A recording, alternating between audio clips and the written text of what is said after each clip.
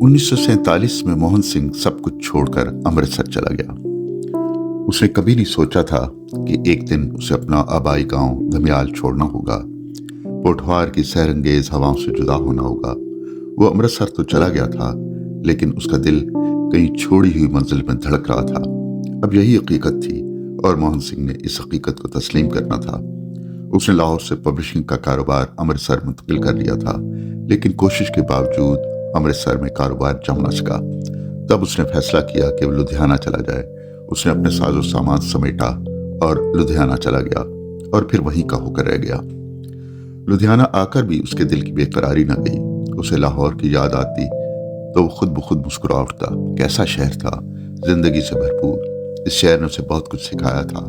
लाहौर को याद करते करते उसकी नजरों के सामने अमृता प्रीतम का चेहरा आ जाता, जो उसे लाहौर में मिली थी और जो उसे पहली नजर में ही अच्छी लगी थी। वो भी पंजाबी में शायरी करती थी। अमृता की आंखों में एक अजीब सी रोशनी थी जो देखने वाले को मशहूर कर देती थी। मोहन सिंह ने पहली बार अमृता को देखा तो उसकी जानिब खिंचता चला गया। दोनों की उम्रों में बहुत फर्क था। मोहन सिंह अमृता से उम्र में बड़ा था, लेकिन कहते हैं मोहब्बत उम्र और मर्तबे को खातिर में नहीं लाती। मोहन सिंह की कोशिश होती कि जब भी कोई मौका मिले वो अमृता से मिले और उसे ढेरों बातें करे। उस वक्त तक मोहन सिंह पंजाबी जबान में एक बड़ा नाम बन चुका था। मोहन सिंह ने अमृता प्रीतम के लिए चंद नज़्में भी लिखी। यूं दोनों के ताल्लुक की बातें ज़बान आम हो गई, लेकिन ये यकतरफा मोहब्बत थी, क्योंकि अमृता तो पहले ही साहिर लुधियानवी के शहर में गिरफ्तार थी। आखिर एक रोज अमृता ने हिम्मत करके मोहन सिंह को साफ साफ बताने का फैसला किया। अपने खुद नविश्त रसीदी टिकट में वो इस मुलाकात का अहवाल लिखती है कि जब मोहन सिंह अमृता के घर आए, अमृता ने उन्हें बताया कि मोहन सिंह जी, मैं आपकी दोस्त हूँ, आपका एहतराम करती हूँ, आप और क्या चाहते हैं?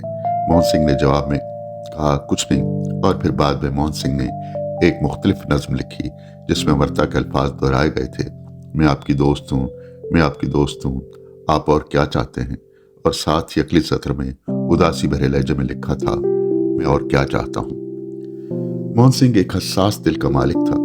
यही हसासियत उसके अंग अंग में शायरी बनकर दौड़ती थी। खूबसूरत मंजर और किरदार उसकी शायरी का आब हयात पीकर अमर हो जाते थे। यूं उसकी शायरी में देहात के आम किरदार भी खास बन जाते, और यही मोहन सिंह के फन का कमाल। मोहन सिंह की नज्म पोठवार दी कुड़ी एक ऐसी नज्म है। मोहन सिंह की एक और नज्म उडीक यानी इंतजार मुलाहिजा करें, जिसमें पोठवार की ऊंची नीची जमीन की ढक्कियों के मनाजर, महबूब की दूरी और इंतजार की शिद्दत की कैफियत है।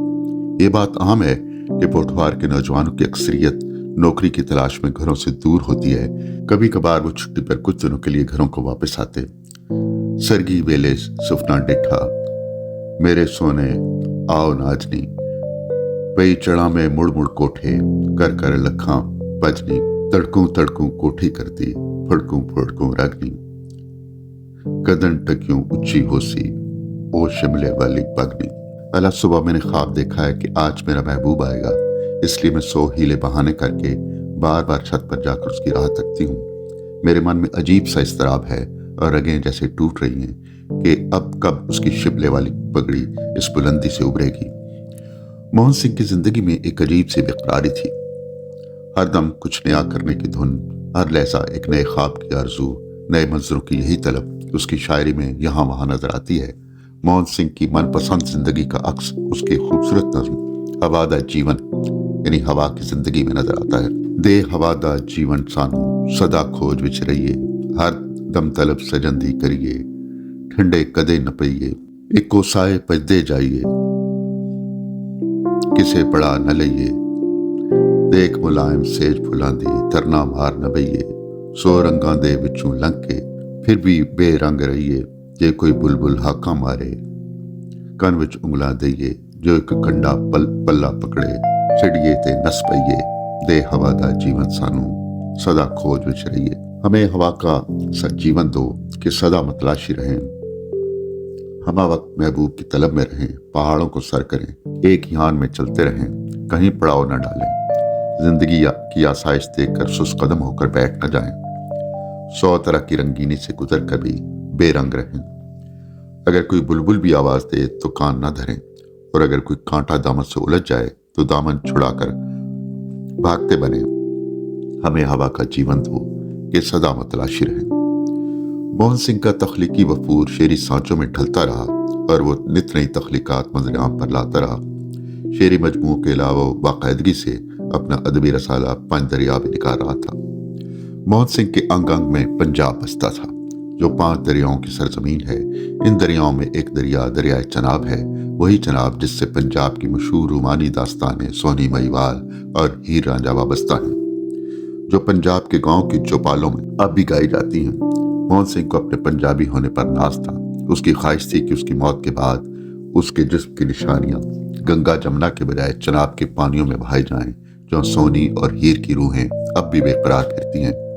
मौत के बाद भी पंजाब की रवायत से जुड़े रहने की तमन्ना मोहन सिंह की नज्म चनाब यानी चनाब में नजर आती है। मेरे फुल चना विच माने, मैं शायर मेरे फुल साहवे, कदर एना दी कोई आशिक पावे, गंगा बामनी की जाने।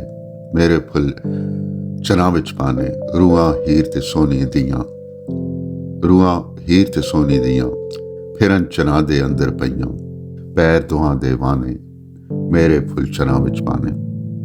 मोहन सिंह की हंगामा खेज जिंदगी आखिर एक उदास तन्हाई में बदलती गई।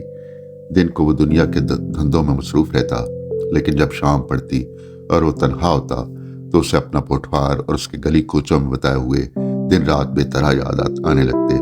उसे दरियाए सवां के किनारे गर्मियों की शामें याद आती तो पूरे की ठंडी हवाओं का लम्स अपने गालों पर महसूस करता।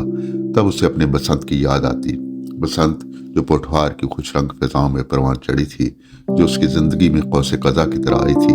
उसकी जिंदगी में रंग बखेरे थे और फिर एक रोज चुपके से अजल की वादी में उतर गई थी, जहां जाकर कोई वापस नहीं आता। लुधियाना के घर में अकेला बैठा मोहन सिंह अक्सर सोचता, जिंदगी का मेला भी कितना मुख्तसर है। अभी अभी तो सूरज पूरी आबोताब से चमक रहा था। कैसी रौनक थी, कैसी खुशियां थी, कैसे रंग थे, और फिर देखते देखते शाम का अंधेरा फैल गया और रुखसत का वक्त आ पहुंचा।